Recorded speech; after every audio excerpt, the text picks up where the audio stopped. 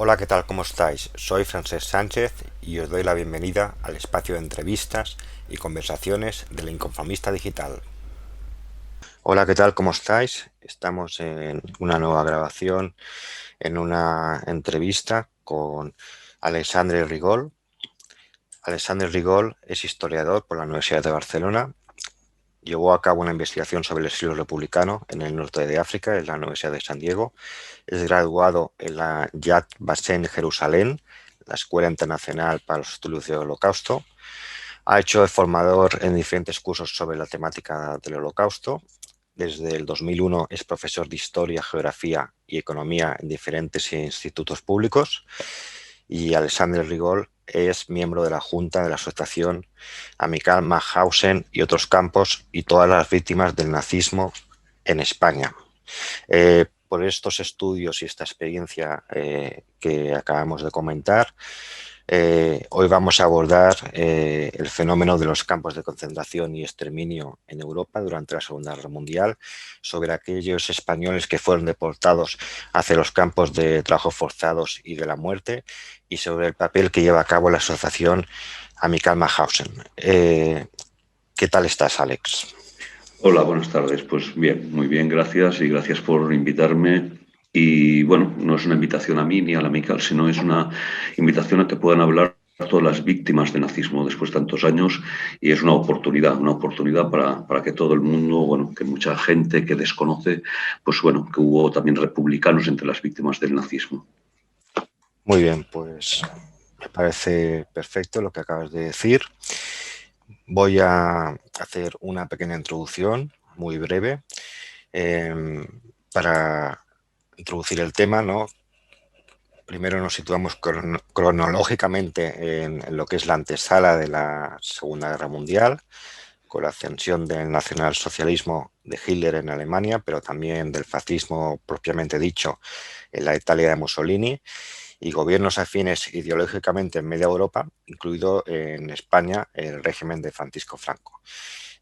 Premisas necesarias que durante la Segunda Guerra Mundial, entre 1939 y 1945, tendrá su peor cara en los campos de concentración y exterminio hasta la derrota del fascismo y el nazismo y la liberación por parte de los aliados.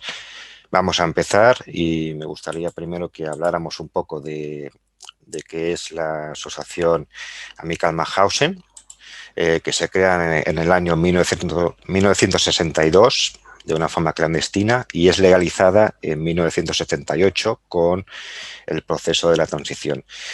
¿Podrías explicarnos, Alex, por qué y cómo se creó? Bien, Amical de Mauthausen, otros campos y todas las víctimas del nazismo en España, a partir de ahora ya solo digo Amical de Mauthausen o Amical, ¿no? Bueno, se creó a partir de que regresaron a España una serie de deportados con la ayuda de con la ayuda de la Amical de Francia y lograron en la clandestinidad pues establecer contactos entre ellos y también entre las familiares que fueron víctimas de los campos. En 1962, un número determinado de deportados y familiares, sobre todo viudas, las familias eran viudas en particular, pues fundaron la Amical de Mauthausen, como has dicho, en la clandestinidad. Entre los impulsores quiero destacar a Joan Pagès, un luchador incansable, ¿no? Y que, bueno, fue el primer presidente de la Amical, junto también otros impulsores y entre ellos también hay que recordar pues, a Eliseu Villalba o a Amadeu López Arias. La dictadura franquista no permitió que se crearan lazos afectivos entre los antiguos deportados y sus familiares. Y por eso la Amical pues, nació en la clandestinidad y tuvo que luchar durante muchos años, durante largos años, antes de su legalización. En la clandestinidad, pues luchó por conseguir sus derechos, establecer redes de contactos, organizar también viajes a los campos, entre otras cosas. Y gracias a esta tenacidad, al compromiso de estos antiguos deportados, a sus familiares, pues se pudo mantener viva la memoria de los republicanos españoles en los campos nazis. Al final, en el año 1978, el 8 de febrero, se consiguió, ¿no?, el reconocimiento como entidad legal de la Amical de Mauthausen. A partir de su legalización, pues abrieron nuevas esperanzas, ¿no? Que unas esperanzas que no hicieron desfallecer el espíritu de lucha y memoria de los deportados, sino que se multiplicó el trabajo, pero eso sí, a partir de entonces, pues bueno, con más disponibilidad de recursos humanos, ¿no? Y así, pues hasta nuestros días. Muy bien.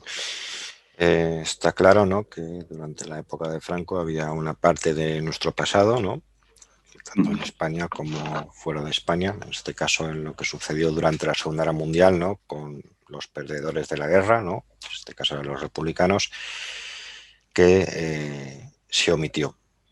Y con la llegada de la transición, ¿no?, de los tiempos democráticos, Amílcar Mauthausen, ¿no?, intenta recuperar, ¿no?, este pasado, ¿no?, y estos lazos entre los que fueron víctimas, ¿no?, de los campos de concentración y exterminio.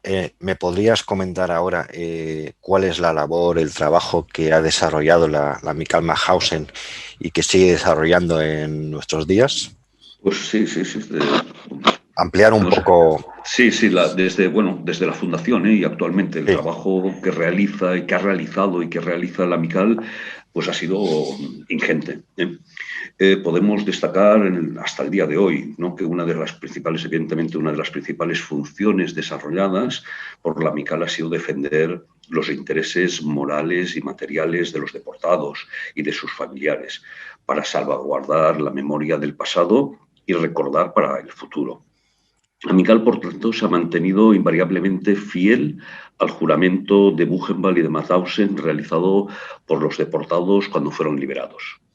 Sus funciones desde su fundación han sido múltiples y variadas, como la creación de un fichero de deportados al principio, ¿no?, localización de familiares, clarificar qué personas han sido consideradas como deportados internacionalmente, como deportados de los campos, basándose en la ley de Beck de la República, aprobada por el Parlamento de la República Federal de Alemania en el 1956, si no recuerdo mal, y en la cual se establecieron, pues, indemnizaciones a las que tenían derecho las víctimas del nazismo. Y por eso, desde aquel momento, pues también Amical ha asesorado, ha contribuido a que muchos de estos familiares, deportados, víctimas, pues también recibieran estas indemnizaciones.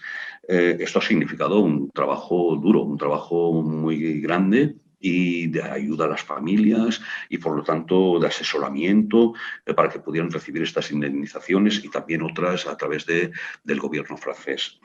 Hemos de destacar también que, bueno, otro de los trabajos ha sido la elaboración, y actualmente, hasta hace poco, y continúa viva todavía esta elaboración de un censo de deportados y deportadas españoles, en un proyecto financiado por la Generalitat de Catalunya y cuyos datos forman la base de dades dels deportats catalans y espanyols. También es un proyecto de la Amical, en colaboración con el Gobierno de España, el listado de españoles fallecidos en los campos nazis, y que se publicó hace un par de años, y que a partir de entonces ya tenemos dentro del registro civil todos los fallecidos como tales, ¿no?, fallecidos en los campos de concentración, en los campos nazis. Un trabajo ingente realizado por algunos historiadores y colaboradores de la Amical de Mauthausen, un trabajo ingente también. Pero también no podemos olvidar, ¿no?, que el compromiso de la Amical con el recuerdo a los deportados también se materializa en múltiples trabajos, en el recuerdo y dignidad de los deportados, en asistencia a los actos de conmemoración de la liberación de Mauthausen, de Buchenwald, de Sachsenhausen, también en alguna ocasión, como el año pasado, en Auschwitz, o en el Día del Holocausto, en mantener activos archivos, la biblioteca, la hemeroteca, la base de datos y todo lo que hace referencia a la investigación de la Amical de Mauthausen, y en la ayuda a otros investigadores, tanto si son investigadores universitarios como también la ayuda a numerosos jóvenes que realizan sus trabajos de investigación, los famosos TRs en el bachillerato en la Comunidad de Cataluña. Pero también he de referirme a un proyecto también de la Amical, que es la Red Nunca Más, que es una red de memoria y prevención del fascismo, que incide en el campo municipalista, trabajando con los ayuntamientos, las asociaciones y entidades de cada municipio, y con los institutos y centros educativos, para implicar a los jóvenes a través de conferencias y de múltiples actividades, entre ellas el viaje a los campos en las fechas de liberación, que es muy importante el hecho de que también estos jóvenes participen participen en los viajes y en las que además son protagonistas activos en todas las actividades que se realizan en estos viajes y que tienen contacto con familiares. Desgraciadamente, por cuestión biológica ya no quedan deportados, pero sí con familiares deportados, con las personas que nos acompañan, con la propia Junta de la Amical y socios de la Amical, y por lo tanto es muy, muy importante. En estos viajes se viven situaciones, la verdad, muy emotivas por parte de los jóvenes, pero también por parte de todos los participantes, ¿eh? Por lo tanto, es importante y a veces vienen por su cuenta, vienen con la Amical, pero otras dentro de la red Nunca Más. Y hemos de tener en cuenta que también como objetivos y como funciones de la Amical dentro de la red Nunca Más, que es un proyecto de la Amical, y por lo tanto son los mismos proyectos, las mismas ideas, las mismas consideraciones de la Amical, pero son los de recuperar y defender la memoria y la dignidad de la aportación republicana, ¿eh? Los derechos humanos, los valores republicanos y, evidentemente, sensibilizar y educar contra el fascismo, ¿eh? Esto es podríamos explicar aún más cosas, porque hace muchas más cosas, porque participa en otras asociaciones, otras entidades de memoria, colabora, etcétera, etcétera, ¿no? Pero bueno, más o menos para tener una idea general sobre lo que hace, de las funciones que realiza, podemos decir estas. Pero el trabajo todavía es superior a lo que estoy explicando. Es un trabajo superior, ya te digo, de que todo lo que hacéis es ingente, o sea, es un trabajo considerable y me parece interesante, ¿no? Esta implicación, ¿no?, con el mundo universitario y el mundo de las escuelas, institutos, ¿no? Para dar a conocer, ¿no?, este pasado, ¿no?, que tiene que ver con los deportados en los países ocupados por Alemania y con Alemania, ¿no? Y la prevención, ¿no? La prevención de precisamente lo que llevó en su momento, ¿no?, a la existencia, ¿no?, de esta realidad de la que estamos hablando ahora, ¿no? La prevención de ese fascismo. Si te parece, vamos a entrar en materia. Vamos a empezar a hablar un poco de los campos de concentración y exterminio, que más o menos quien tenga interés sabe un poco de qué va, ¿no?, a través del cine, ¿no?, o las nuevas generaciones a través de la educación que reciben o deberían recibir las escuelas, ¿no? Pero yo creo que la mayoría no conoce en profundidad, ¿no?, este tema. Entonces, me gustaría que nos explicaras cuándo, dónde y por qué se crearon estos campos, qué tipología de campos había y luego que nos contaras qué fue la solución final aplicada a los judíos y otros colectivos. Vamos un poco por partes, si te parece, y vamos a entrar en materia. Sí, bueno, los campos, ¿cómo se crearon? Bueno, inmediatamente después de hacerse con el poder, los nazis construyeron campos en los que encarcelaron y trataron de forma brutal a aquellos que consideraban opositores al régimen, comunistas, socialistas, líderes sindicales y cualquiera que supusiera una amenaza para el régimen. Estos campos fueron diseñados para acabar con la oposición e infundir temor entre la población y asegurarse de que no surgirían más opositores. El primer campo de concentración se puso en funcionamiento el 23 de marzo del 33 en Dachau, muy cerca de Múnich, unos meses después de que Hitler fuera nombrado canciller de Alemania. Dachau se convirtió en el campo de entrenamiento para los guardias de las SS. Entre los campos más importantes construidos en Alemania se encontraban Buchenwald, Mauthausen, Neugeim, Ravensbrück, Sachsenhausen, etcétera, construidos a partir de unos años 37, 38, etcétera, etcétera, ¿no? En la fecha que se produjo la anexión de Austria y aún más durante el pogromo contra los judíos de Alemania en noviembre del 38, la famosa Kristallnacht, no se encarcelaba ya a las personas principalmente por sus acciones, sino por motivos raciales a partir del 38. Al mismo tiempo que conquistaban cada vez más y más territorios, los nazis expandieron el sistema del campo y lo emplearon como un instrumento más en su plan para reorganizar en los campos a otras personas que el régimen consideraba problemáticas por motivos sociales, entre las cuales habían pues, los homosexuales, los testigos de Jehová, los delincuentes comunes, hombres que habían luchado en las brigadas internacionales en la Guerra de España, e incluso hasta, podemos decir, hasta amantes de la música del jazz, ¿no? como arte degenerado. Y bueno, los trabajos forzados en los campos siempre fueron un componente más del sistema concentracionario, ¿eh? Los nazis no los llamaban a todos campos de concentración. Unos fueron escogidos para servir como campos de trabajo o de trabajos forzados, otros de tránsito y algunos de intercambios. Bueno, muchos prisioneros murieron ellos, muchos, sobre todo durante la guerra, a causa de las condiciones inhumanas y en el trabajo, la crueldad del personal que trabajaba allí, de las terribles condiciones físicas en las que se encontraban. A comienzos de la solución final se construyeron 6 campos de exterminio en las que se asesinaba de forma sistemática principalmente a los judíos. Los campos de exterminios fueron construidos con el objetivo de convertirlos en lugares de asesinato masivo por métodos industriales. Millones de personas, casi en su totalidad judíos, fueron trasladados por lo general en tren. Disponían de personal encargado de llevar a cabo las masacres por medio de una refinada maquinaria para matar. Se recogían los enseres de las víctimas, incluidos sus dientes de oro, su pelo. Las autoridades les otorgaban diferentes usos y sus cuerpos eran incinerados en crematorios o a veces también en piras. El primer campo construido con este fin específico de ser utilizado como campo de exterminio se hallaba en Kelmo, en Polonia. Se puso en funcionamiento en el año 41, a finales del 41, tras trasladar allí a los judíos de los alrededores de Kelmo. Se utilizaron furgones de gas para los asesinatos, eran camiones, en realidad un campo en el cual, bueno, era una serie de camiones en el cual en las cajas herméticamente cerradas pues había allí el monóxido de carbono y sí, y entonces allí morían asfixiados, ¿no? Al final, cerca de 300.000 personas, la mayoría de ellas judíos, fueron asesinados en Kelmo de esta manera. A comienzos de 1942, en el marco de la operación Reinhardt, Acción Reinhardt, los nazis comenzaron a matar judíos en 3 campos de exterminio, en Belzec, en Sobibor y Treblinka.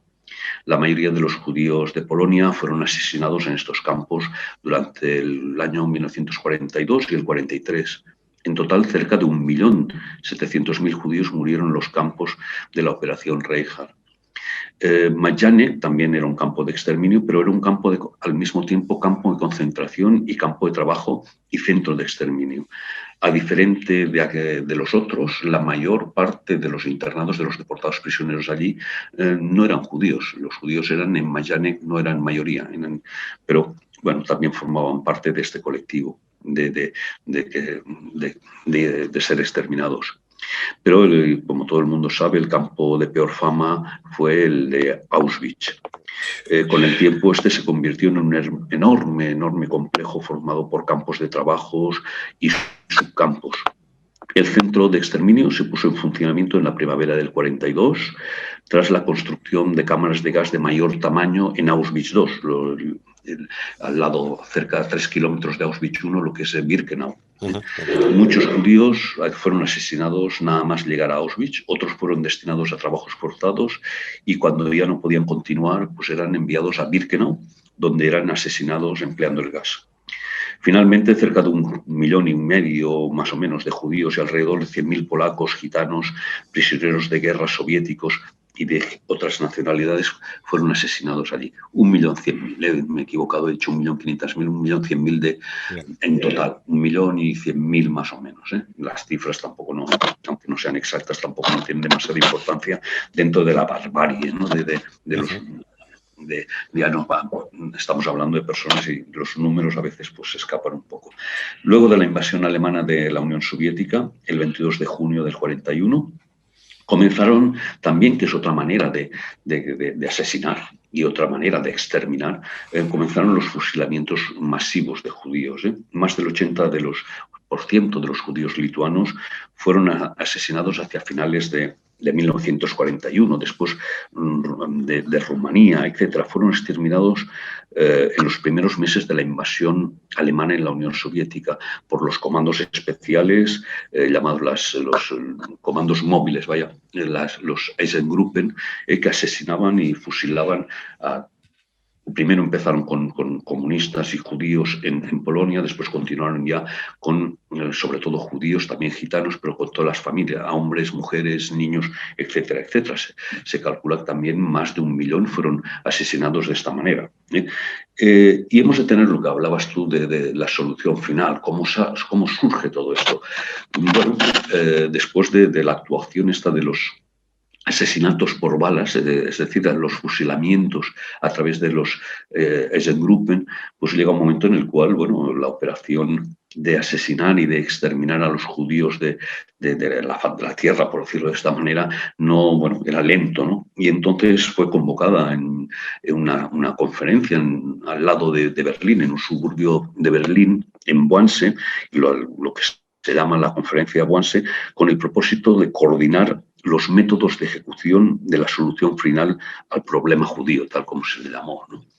Y entonces lo que hemos de hablar, bueno, de explicar un poquito, que es que en enero del 42, en Wannsee, en este suburbio berlinés, en una reunión convocada y dirigida por Heydrich, y en la que participaron 16 altos funcionarios y representantes de organismos centrales del Reich alemán, y se coordinaron los planes de exterminio entre la Oficina Central de Seguridad del Reich, que dirigía Heydrich, y los ministerios y entidades que debían participar en la ejecución de la solución final. Aquí quien tuvo un papel importante es Eichmann, ¿no? Heydrich en esta reunión pues, hizo mención de los 11 millones de judíos comprendidos en el plan nazi en esta cuestión de solución final para los judíos en Europa. En el protocolo de la reunión se destacó que con la previa autorización del Führer, la evacuación de los judíos hacia el este reemplaza la emigración. Por lo tanto, queda el visto bueno para esta ejecución. Como resultado, o este exterminio. Como resultado de la conferencia se establecieron una red de campos de exterminio, los que he nombrado antes, los 6 campos, en los cuales fueron asesinados solo entre 1942 y 43 más de 1,5 millones de judíos. Estos campos fueron diseñados para ejecutar el asesinato sistemático de los judíos como parte de esta solución final. Primero, como he dicho, en Kelmo fueron asesinados y exterminados en camiones con gas y luego en cámaras de gas. Cámaras de gas también con monóxido de carbono, a pesar de que la gente se cree que todo fue con el gas ciclón. El gas ciclón solo se utilizó en Auschwitz-Birkenau y en Majdanek. Lo demás fueron con motores que emitían otro tipo de monóxido de carbono, ¿no? Y bueno, más o menos, como te digo, fue a partir de aquí, de esta la conferencia de Wannsee, que se diseñó esta solución final para el problema judío, tal como lo llamaban ellos. Muy brevemente, o sea, ¿por qué esta enjundia contra precisamente los judíos? O sea, ¿por qué fueron elegidos ellos? Bueno, esto no puede ser brevemente, ¿no? Pero, no, porque es una cuestión de que no viene porque sí y no es una cuestión de cuando los nazis suben al poder, sino que podríamos hablar desde como dicen los judíos, desde el principio de nuestra era. Digamos que hay un antisemitismo primero religioso. Hay desde el punto de vista cristiano. Después, en la escisión que hay en la Iglesia cristiana con el luteranismo también se acentúa, pero de una manera muy grave también está el antisemitismo. Después hemos de tener en cuenta que el antisemitismo también crece a través de cuando se cuestiona por parte de la época de la Ilustración en la cual participan judíos y cuestionan el sistema de antiguo régimen. Después los judíos también participan de una manera clara en todo lo que es la revolución industrial, o algunos judíos participan, esta movilidad que tienen, esta situación de que después también muchos de los que cuestionan este régimen liberal y el régimen liberal económico, forma parte también dentro del movimiento obrero muchos judíos, Marx, Engels, etcétera, etcétera, y por lo tanto es un antisemitismo político también, ideológico, pero después a partir del siglo XIX, mitad del siglo XIX y la última cuarta parte del siglo XIX, aquí hay otro componente que juega un papel muy grande y grave y que se extenderá hasta los años 30, que será el antisemitismo racial, a partir de lo que se llama el darwinismo social. Y entonces a partir de aquí, bueno, por lo tanto es un conjunto de muchas cosas y de muchos siglos que se produce este antisemitismo. Es un proceso, ¿no? Que ya viene dado por la historia, ¿no? Sí, sí. Y que eclosiona, ¿no? En el tema de la ascensión del nazismo, ¿no? Que bueno, ellos tenían en alza el tema racial, ¿no? Que consideraban ellos. Y yo creo que les tocó un poco como chivo expiatorio, ¿no?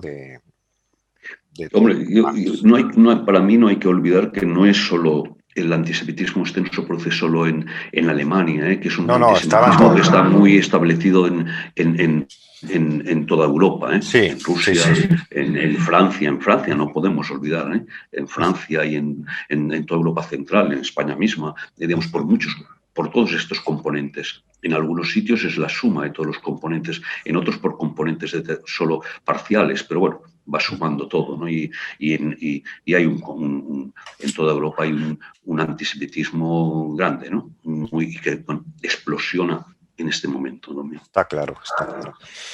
Vale, ya hemos visto un poco una visión general y más concreto sobre el tema de los campos de exterminio, y ahora vamos a pasar al tema que afecta a los españoles, ¿no?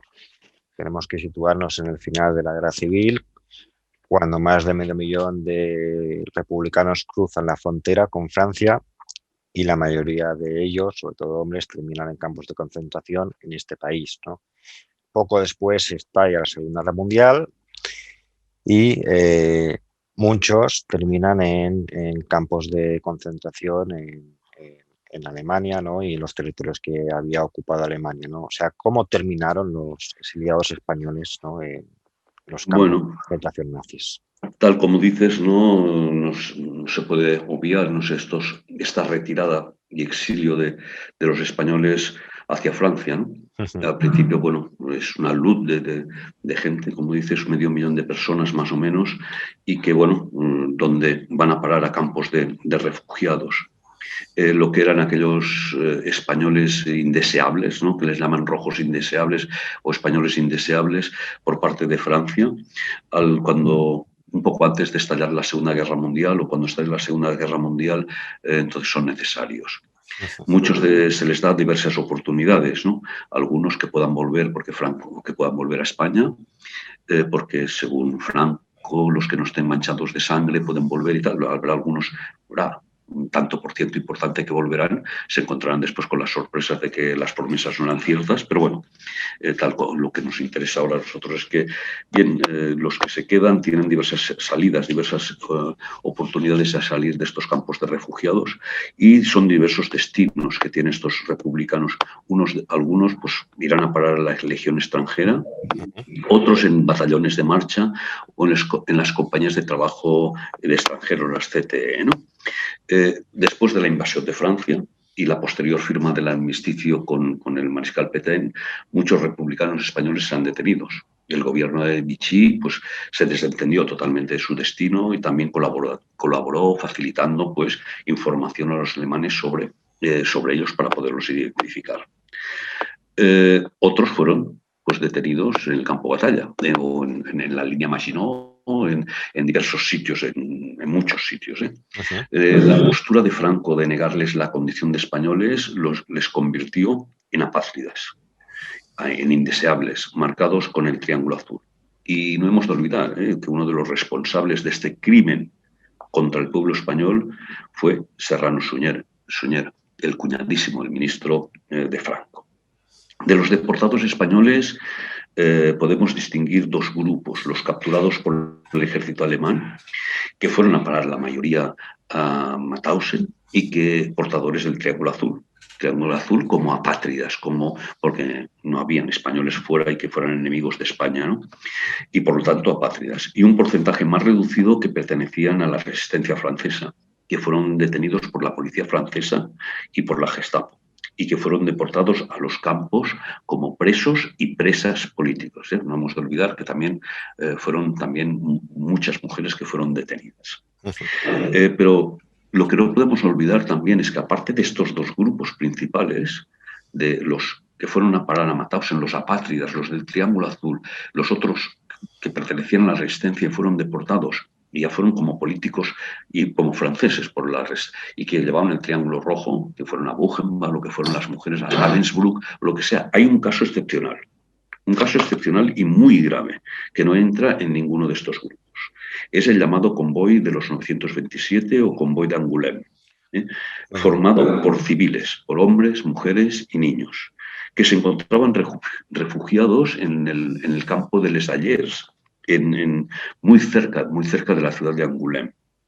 Este convoy, y por eso la excepcionalidad, fue el primero en salir de Europa occidental con población civil hacia un campo de concentración. Y tuvieron el honor o la mala suerte, por decirlo, que fueron los españoles, los republicanos españoles, estos refugiados españoles. Después de diversos días de trayecto, llegaron a la estación de Mauthausen, hicieron bajar a todos los hombres y niños mayores de 14 años y fueron deportados, fueron hechos prisioneros y entraron en el campo de Mauthausen o fueron llevados a Husen, ¿no? Al campo, el subcampo que estaba a 3 kilómetros de Mauthausen. La mayoría de españoles fueron al campo de Mauthausen, la mayoría de españoles murieron en el campo de Gusen, el campo anexo a Mauthausen, y fueron internados en este campo. Y se les negó también la condición de españoles y también llevaron el Triángulo Azul. Las mujeres y los niños y los hombres mayores, muy mayores que había en el tren, dieron la vuelta, los niños pequeños, menores de 14 o 13 años, y se les dejó toda la vuelta por toda Europa, un trayecto de varios días, de días y días, hasta llegar a la estación de Irún, y se les dejó allí abandonados y que por casualidad, sobrevivieron y pudieron reintegrarse, tuvieron de volver a España integrarse dentro de lo que, entre comillas, en la vida de la España de aquella época, teniendo que presentarse a la Guardia Civil cada semana, etcétera, etcétera, etcétera. Y estos que fueron de los 927, si no recuerdo mal, alrededor de 500 personas que se tuvieron, jóvenes y hombres, jóvenes que son niños, porque con 14 años algunos se tuvieron de quedar allí, bastantes que fueron, y se tuvieron de quedar allí obligatoriamente, evidentemente, y como apátridas y como portadores del Triángulo Azul. Muy bien. Tenemos ya alrededor de entre 8 y 10.000 españoles, ¿no?, en campos, más o menos. Sí, más o menos, sí. Principalmente... Me parece, perdona, que en el último censo en la base de datos son 9.000 y pico, ahora no recuerdo, pero se acercan, sí, entre 9.000 y 9.500. Y esto sin contar, porque no nos olvidamos siempre de contar cuáles son también los deportados que trabajaron en la organización TOT como esclavos. Y aquí podemos hablar de miles, muchos, pero bueno, es otro tema. Pero también trabajaron como esclavos al servicio del régimen nazi, ¿no? ¿Qué fue la organización TOT? El TOT era un ingeniero, era un nazi, murió, no me acuerdo, en el año 42, o algo así, fue sustituido por Speer, y la organización TOT era todo lo que se dedicaba a la organización de toda la fabricación de armamento, de fábricas, la organización administrativa y armamento, las fábricas, también la construcción del muro del Atlántico para prevención de la invasión y obras, construcción de bases de submarinos, etcétera, etcétera. Por tanto, aquí trabajaron, no diría no sé, pero de españoles se puede decir que a lo mejor trabajaron 40 o 50.000 en régimen como mano de obra esclava, y de europeos debieron trabajar centenares de miles, si no fueron más, como esclavos en la organización TOT. un aspecto muy importante también, ¿no? Sí, y que todavía se ha de trabajar mucho más y se está trabajando, y bueno, y que parece que no, pero también son víctimas y la gente se olvida y no lo conoce. No, no, es poco conocido. Estos españoles que acabaron en los campos de concentración, básicamente estaban sobre todo en Mauthausen, ¿no? Pero también los había en Buchenwald, Sí, en sí, los Dachau, españoles, en todos. Se puede decir que Bergen-Belsen, los españoles estuvieron en todos los estuvieron campos, en ¿eh? todos, ¿no? Pero, Sí, pero sí. el que más había era Mauthausen, ¿no? Para Sí, sí, entendernos. sí, sí. Un Vale. campo especial, ¿eh? Un campo el único que era catalogado como de categoría 3, ¿eh? Que quería Ujú. decir que no convenía la salida de quien iba allí, digamos, sino que era no era un campo propiamente de exterminio, pero un campo de exterminio a través del trabajo. Digamos, no había una selección directamente para el gas, sino que era un campo de exterminio a través del trabajo. Claro. Es importante decirlo también, ¿no? Que trabajaban allí, ¿no? Eran esclavos, ¿no? En esos campos.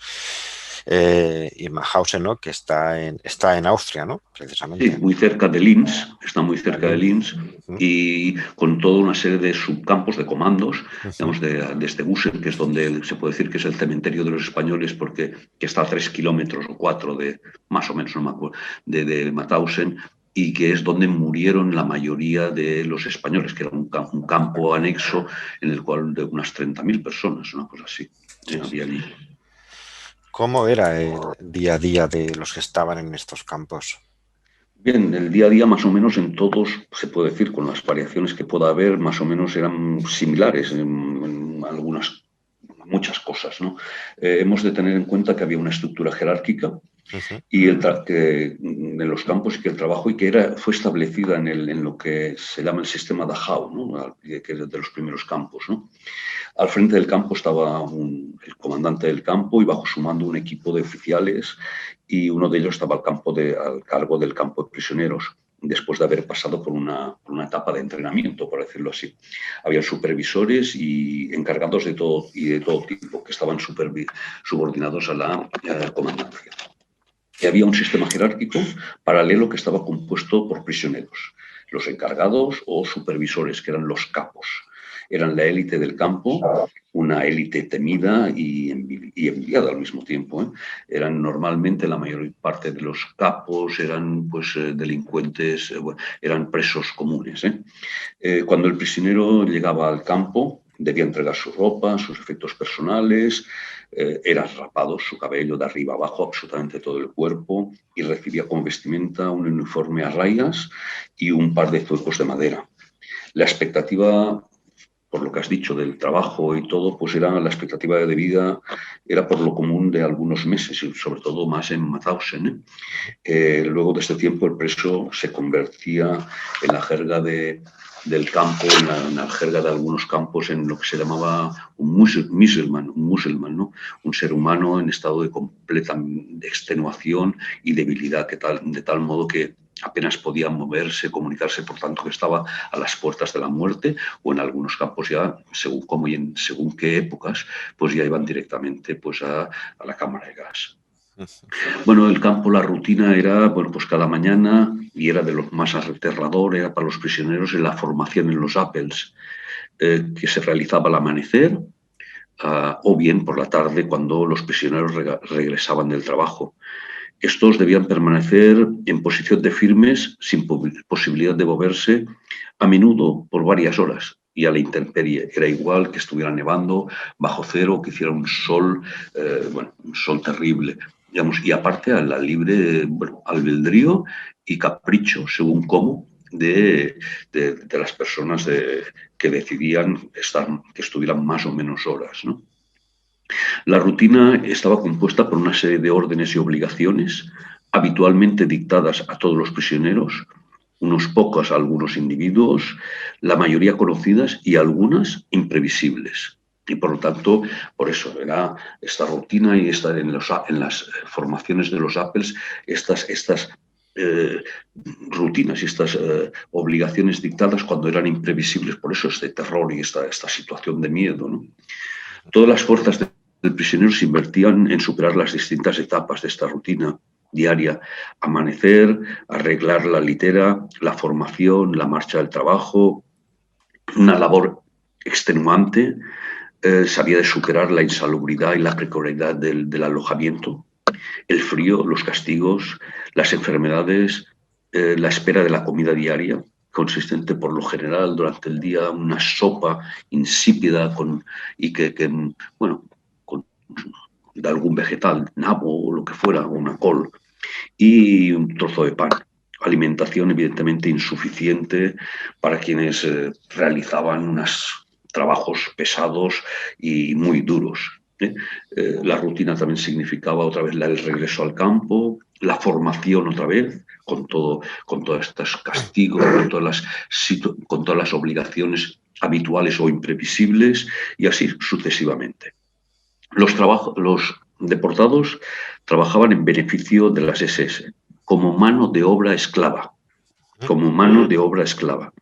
Y trabajaban en beneficio de las SS directamente, o bien en empresas del Reich, o bien cedidos a centenares de empresas, algunas de ellas todavía existen, muchas de ellas, y de subcontratistas que negociaban con el comandante del campo los contratos de retribución. Los deportados, evidentemente, trabajaban como esclavos. Los que tenían beneficio eran las SS y eran los contratistas de estas empresas.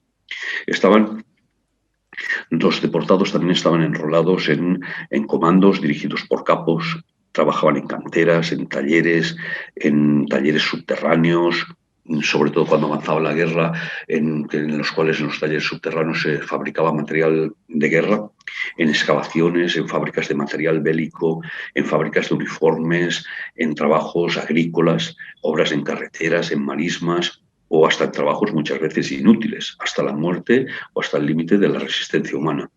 Tampoco se ha de olvidar que también con ellos en muchos campos, muchísimos también, pues se realizaban numerosos experimentos médicos, experimentos realmente terribles, ¿no?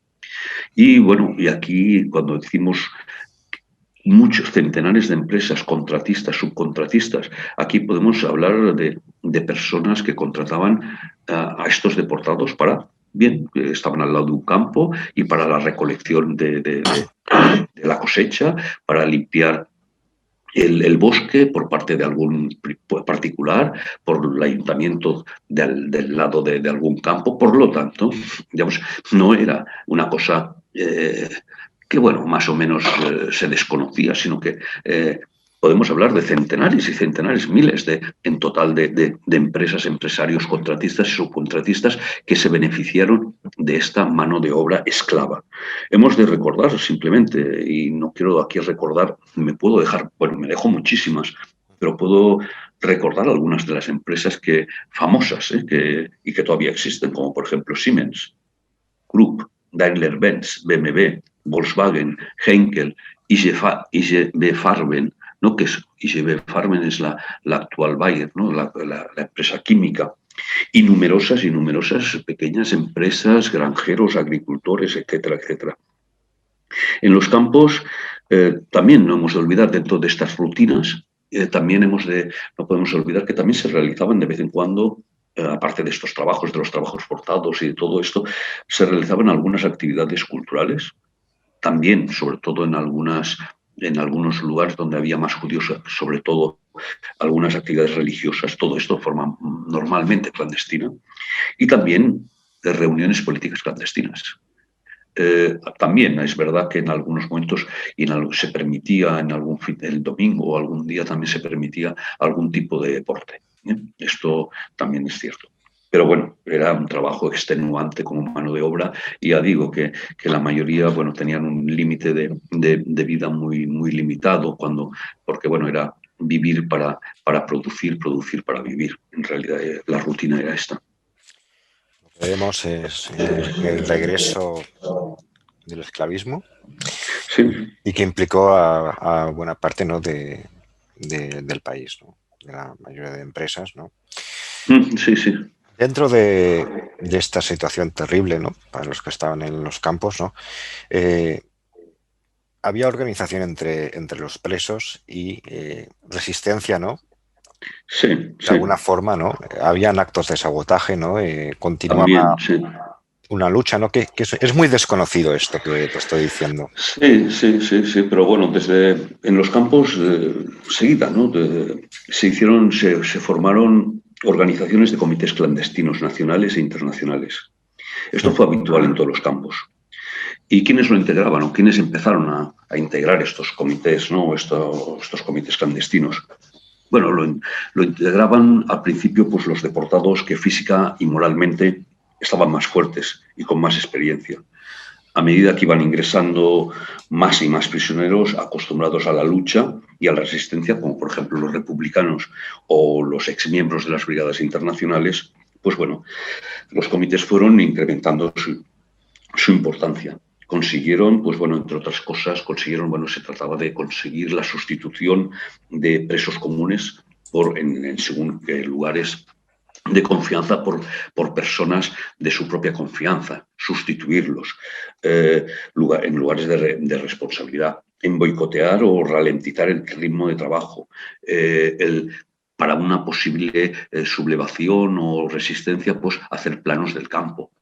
Luego, por ejemplo, el famoso robo de las fotografías, de los negativos de fotografías por parte de los republicanos españoles, y que, bueno, entre ellos tuvo un papel importante Francesc Boix, pero que él no es el fotógrafo, no es el que hizo las fotografías, sino fue uno de los que robó las fotografías, los negativos, a pesar de lo que se haya dicho, y que fue una acción conjunta por parte de este comité internacional, por parte de entre ellos muchos republicanos españoles y algunos y lo que era el comando Pochacher, que eran estos chicos jóvenes que habían llegado muchos de ellos con el tren, con el convoy de Angoulême y que podían salir al exterior y fueron ellos los que sacaron estos negativos. Con mucho riesgo y que los guardó la señora Anna Poyner, una vecina de Mauthausen, y que los guardó hasta el final de la guerra y que después algunos de estos negativos fueron utilizados y se llamó a Francesc Boix en el juicio de Nuremberg.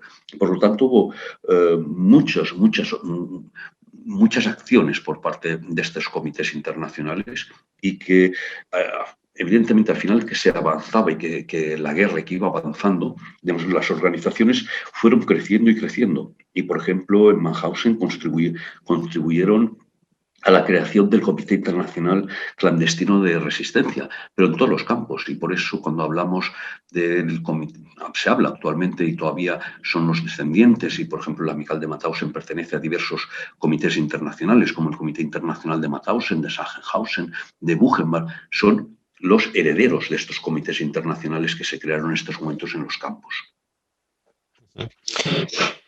Pues es una situación, ¿no?, que no es conocida como muchas de las cosas que hoy nos estás contando.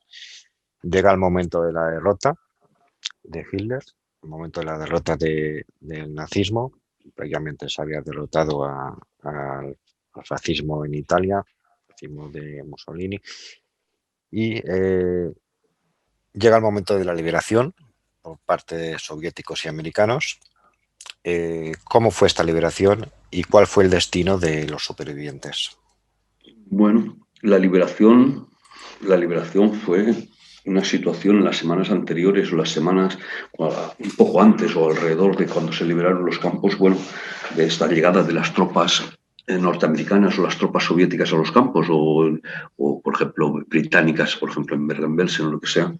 Pues fue terrible para muchos deportados y deportadas. Dentro de los campos la situación era crítica por la falta de alimentos, la situación y también la situación del exterior, pues cerca también habían combates y aparte la consigna nazi era que ningún prisionero había de caer en manos del enemigo y los nazis se dedicaron a liquidar a enfermos y a los más débiles. También recordar que desde el este, sobre todo, se evacuaron a los deportados a otros campos hacia Occidente a medida que iban avanzando las tropas soviéticas en las llamadas marchas de la muerte, en las cuales también murieron estas marchas de la muerte muchísima gente, miles y miles y miles de deportados. Se abandonó en los campos a la gente más débil, a los enfermos, pero en estas marchas de la muerte desde los campos del este hacia los campos de Mauthausen, de Bergen-Belsen, de Buchenwald, etc., centenares 1000 kilómetros andando o de cualquier, bueno, algunos transportados en transportes ferroviario, algún trozo en invierno, bajo cero. Los que no podían seguir eran abandonados y asesinados en las cunetas. Por lo tanto, fue una liberación terrible, terrible, y bueno, unas últimas semanas meses muy duros. Mauthausen fue liberado el 5 de mayo. El campo había sido abandonado por las SS un par de días antes, más o menos, y quedó bajo la custodia de la Policía Municipal de Viena y los bomberos. Y el 5 de mayo fue localizado por las tropas norteamericanas. El Comité Internacional se hizo cargo del campo, esperando la llegada del ejército aliado. En ese momento quedaban alrededor de unos 2000 españoles.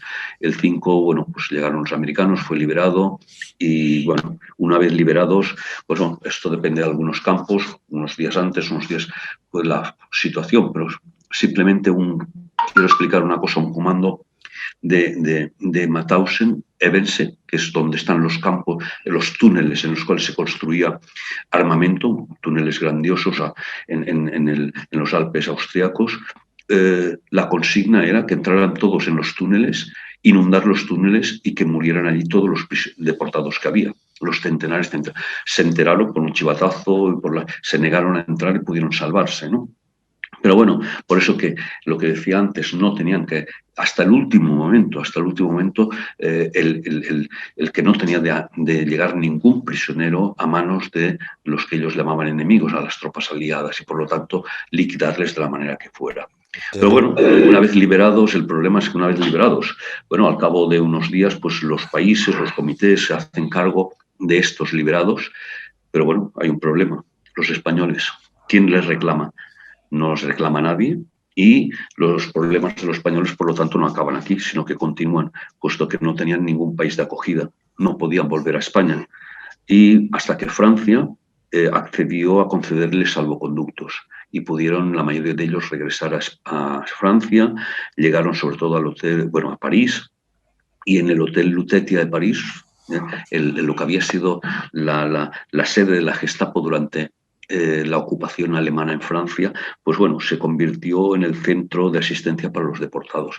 Pero bueno, se les concedió estos salvoconductos, el centro de asistencia, pero ellos que pensaban que al cabo de un tiempo volverían a España y que una vez acabada la guerra, que los aliados, pues bueno, acabarían con el régimen franquista, pues bueno, la realidad, la frustración fue grande. La frustración es que algunos de ellos no pudieron volver nunca más a España, o no volvieron, no pudieron, no quisieron, y bueno, murieron en el extranjero, murieron fuera de su país, los que fue una segunda situación de frustración y por culpa de estos 40 años más de dictadura franquista. Pocos pudieron volver ya con vida y de una manera, algunos sí que volvieron, como he dicho, algunos de los deportados que fundaron la Amical y algunos, y evidentemente muchos más, ¿no? Pero bueno, simplemente pongo un ejemplo.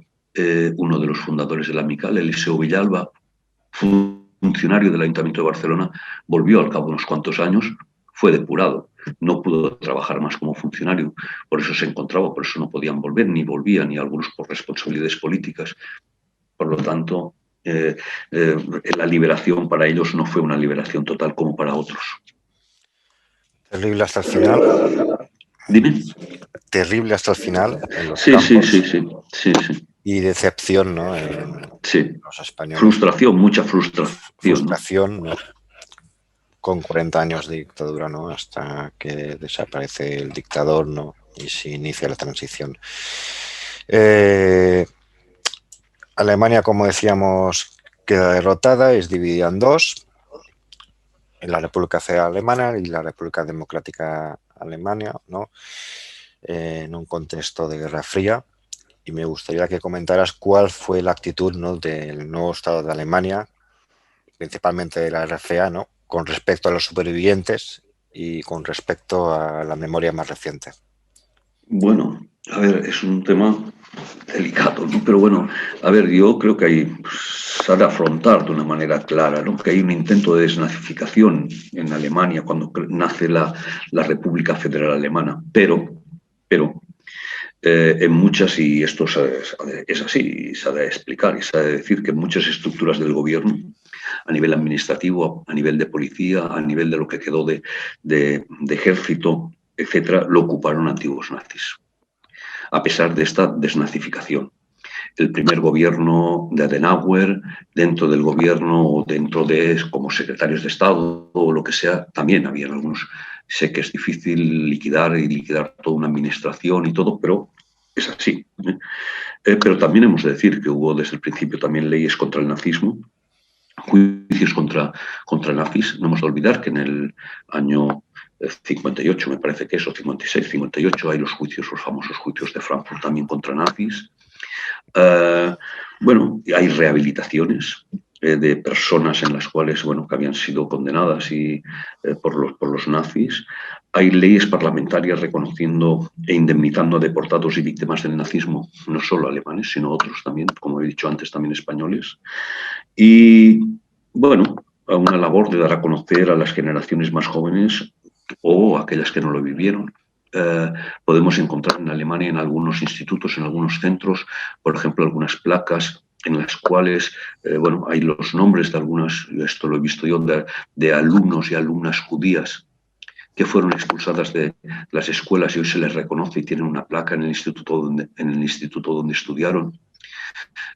Bueno, no podemos olvidar tampoco que, por ejemplo, si no me acuerdo, no recuerdo mal, por ejemplo, se llama el fiscal Bauer, pues para colaborar en la detención de Eichmann en Argentina, se ha de saltar todos unos procesos dentro de la fiscalía y todo, porque hay todavía, estamos hablando del año 59, 60, todavía hay elementos nazis, por decirlo así, a pesar de esta desnazificación. Pero bueno, también se ha de dar a conocer que, bueno, no fue completa, que es difícil, pero que también hubo, bueno, pues que un intento, que hubo una parte de ocultación por parte de una parte de la población, pues bueno, esto sí. Y aparte, no podemos olvidar que en los años 60, en la década de los 60, muchos jóvenes, claro, se rebelan contra sus padres, sus abuelos y es aquellas pancartas famosas y aquellos eslóganes famosos en los que decían tú qué hiciste en la guerra o dónde estabas en la guerra, ¿no? Dirigida a padres y abuelos, Pero comparado con otros lugares, pues bueno, pues es ejemplar comparado con, sin ir más lejos, aquí donde estamos, ¿no? Con todo lo que ha pasado y lo que está pasando con el franquismo, ¿no? Evidentemente. No es del todo ejemplar, pero hay cosas que sí que son ejemplares y bueno, que algunas cosas quisiéramos estar a su altura. Esta es mi opinión, pero es una opinión personal y tampoco no entro en muchos detalles porque estamos hablando de Alemania, desconozco algunas cosas y por lo tanto desde la perspectiva mía. Pero bueno, y al menos hay leyes y hay cosas que prohíben ciertas cosas y que son perseguidas ciertas cosas. Y por lo tanto, mis respetos también. Está claro de que se acabó con el nazismo, ¿no? Pero todos los que formaron parte del nazismo, muchos de ellos, ¿no? Pues conservaron la vida y su posición, ¿no? Esto me lleva precisamente a qué pasó con España, ¿no? O sea, qué papel tuvo España en el reconocimiento o no, ¿no? De los que fueron deportados a los campos y cómo lleva el tema de la memoria con respecto a esto. Pues bueno, ya sabemos que durante el franquismo silencio y miedo. Silencio y miedo. Pero sí que es cierto que a partir de la legalización por ejemplo, de la Amical, en la época esta de transición que estamos hablando, ha habido un pequeño reconocimiento. Pero creo que hacia los deportados ha sido poco. Se merecían mucho más. Y aún hoy en día hay bastante desconocimiento como víctimas del nazismo. Aún hay parte de la población española que desconoce que hubo víctimas republicanos españoles, víctimas españoles del nazismo. Y esto creo que en el año 2021 esto tendría que estar superado y tendría que ser de conocimiento general. Es cierto que poco a poco hay un reconocimiento mayor hacia las asociaciones de víctimas, pero desgraciadamente ya no queda ningún deportado vivo y ellos se merecían mucho más. La mayor parte de los deportados que sobrevivieron no fueron reconocidos. Muy pocos. Y esto en el debe y el haber de la sociedad española, esto debe constar, porque se merecían mucho más. Lucharon por la libertad, lucharon por muchas cosas, por una sociedad mucho mejor. Y se encontraron con lo que se encontraron. Y en cambio después no fueron reconocidos tal como tenían que ser reconocidos. Es cierto que poco a poco se va reconociendo y se hacen cosas. Que hace unos años se va colaborando las asociaciones de memoria con las diversas administraciones y que esta colaboración va en aumento normalmente. No se puede olvidar que, por ejemplo, Rodríguez Zapatero, como presidente del gobierno, nos acompañó a Mauthausen en el 2005, en el viaje de conmemoración del campo, el 5 de mayo. Pero paulatinamente cada vez nos acompañan también a estos viajes de liberación, de conmemoración de la liberación, nos acompañan más representantes de todas las administraciones, desde ministros, embajadores, presidentes autonómicos. Quiero recordar aquí, por ejemplo, hace un par de años, si no recuerdo mal, o 3, porque con la pandemia el año pasado no se hizo el viaje, a Ximo Puig, presidente de la Generalitat Valenciana, a consellers autonòmics, consejeros autonómicos catalanes, valencianos y de toda España, a parlamentarios, tanto del Congreso de Diputados como de los diferentes parlamentos autonómicos, alcaldes, concejales de pueblos y ciudades de toda España. Por lo tanto, hay un cierto reconocimiento poco a poco. Y bueno, el hecho de que quieran participar y que nos acompañen, no como representantes de ningún partido político, ni mucho menos, porque esto no se lo podríamos permitir, sino que fueran como que van como representantes de la administración, como representantes de los parlamentos, de ayuntamientos, etcétera, etcétera.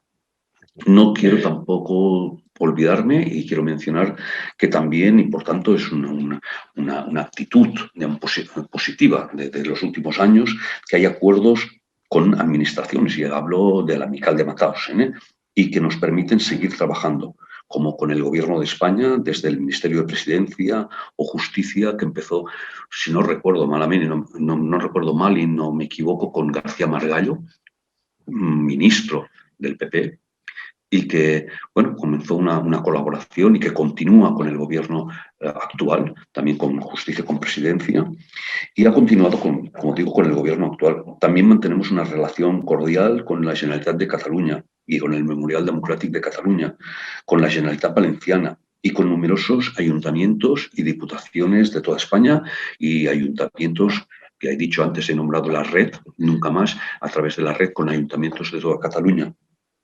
Y así, bueno, me gustaría también que el reconocimiento y el recuerdo a nuestros deportados fuera mayor y que toda España supiera que hubo miles y miles de españoles que fueron víctimas del nazismo y que padecieron su barbarie.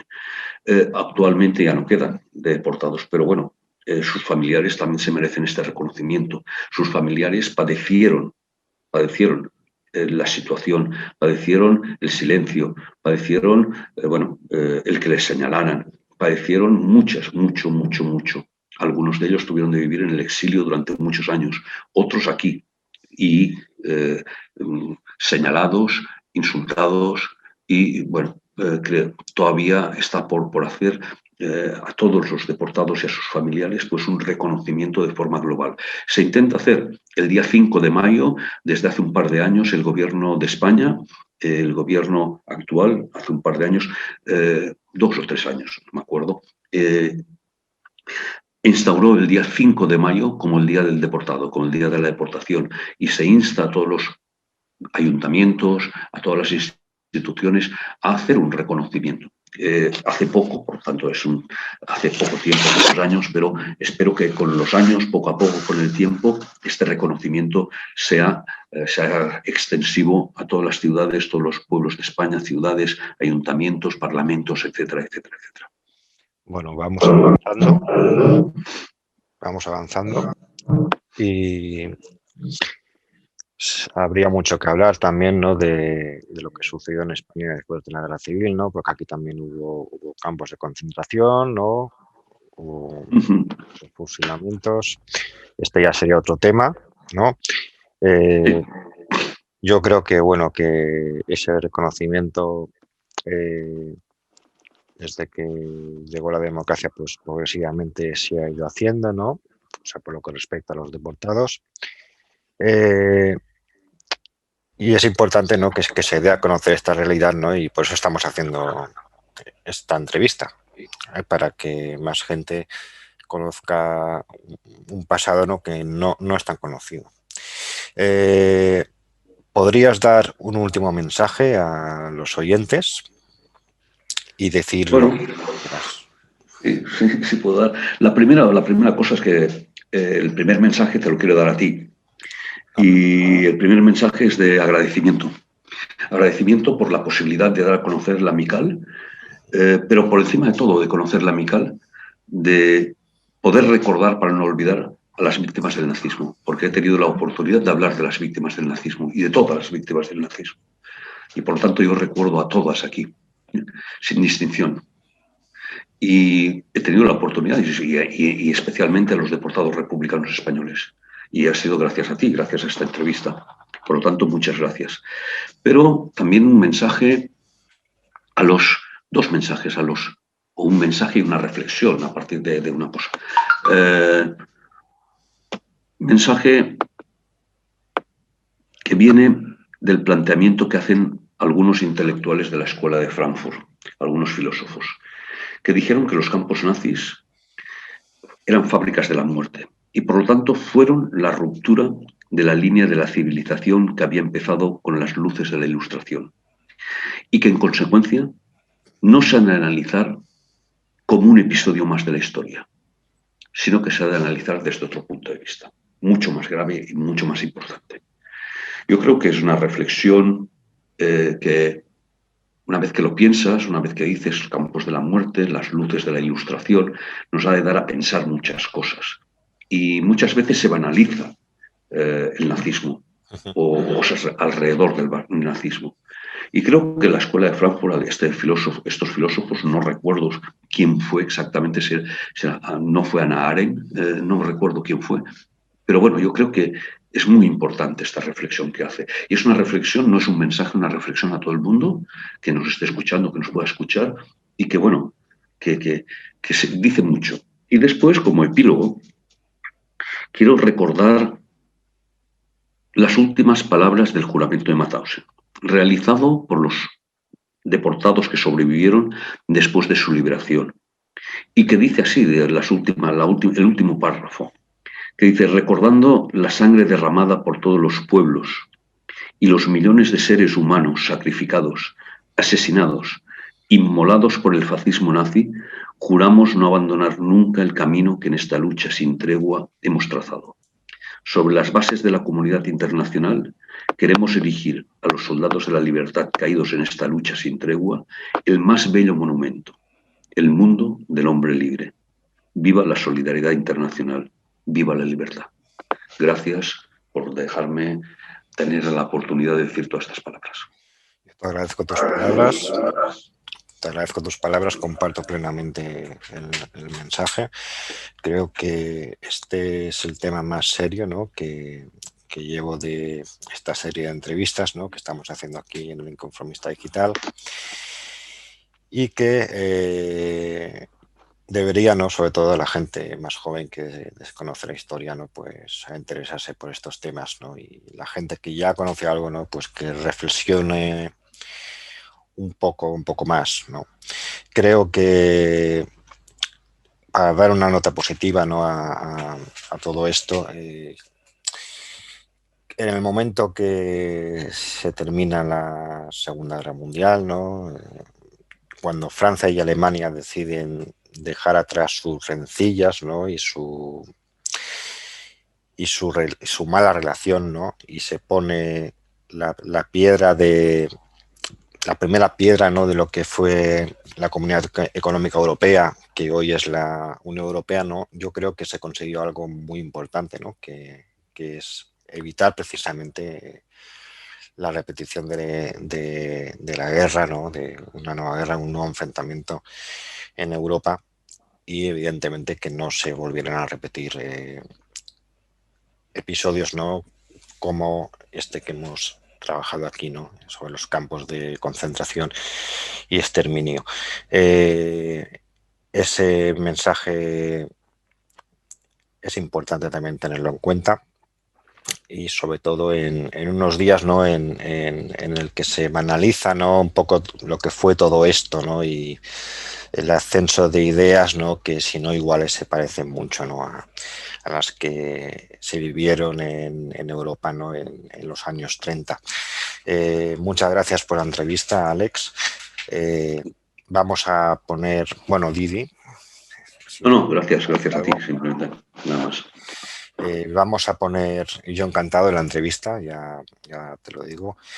Vamos a poner un tema musical, ¿no? Que tú consideras importante, ¿no? Y que bueno, que se llama Los Soldados del Pantano, ¿no? Y me gustaría que dijeras por qué has elegido este tema musical y qué representa, ¿no? Bueno, más que...